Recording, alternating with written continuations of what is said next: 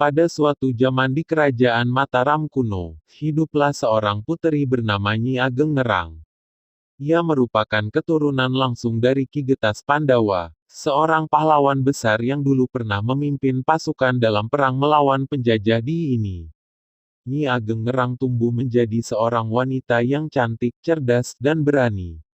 Meskipun ia tidak memiliki saud laki-laki, ia menjadi ahli dalam seni bela diri dan kepemimpinan. Rakyat di sekitar kerajaan Mataram sangat mengagum dan menghormatinya. Suatu hari, saat Raja Mataram wafat tanpa meninggal ahli waris laki-laki, kerajaan mengalami kekhawatiran tentang masa depannya. Namun, mereka ingat akan Ki Getas Pandawa yang selalu melahirkan keturunan memiliki keberanian dan kebijaksanaan untuk memerintah negeri ini. Melihat situasi tersebut, Nyi Ageng Ngerang bersama dengan para tet dan pemuka agama, memutuskan untuk melakukan upacara penghubung dengan roh Ki Getas Pandawa.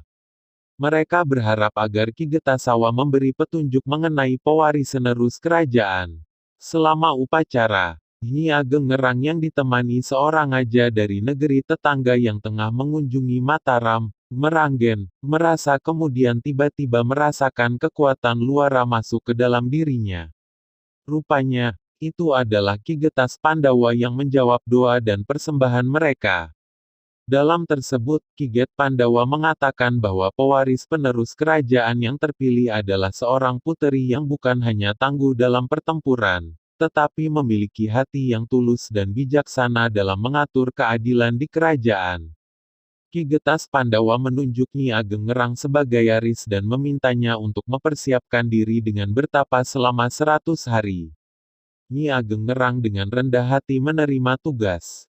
Ia menarik diri ke gua terpencil di gunung untuk melaksanakan tapa brata selama 100 hari.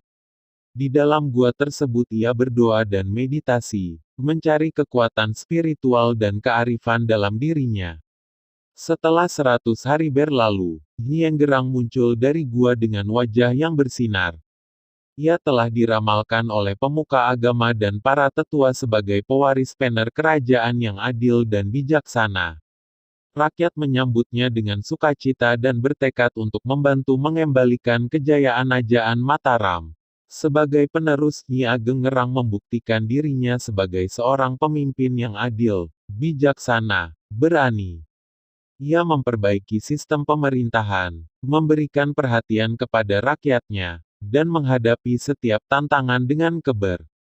Kerajaan Mataram pun kembali berkembang dan menjadi negeri yang makmur. Legenda Ki Getas Pandawa dan kedayaan Nyi Ageng Ngerang sebagai penerusnya terus dikenang oleh rakyat Mataram.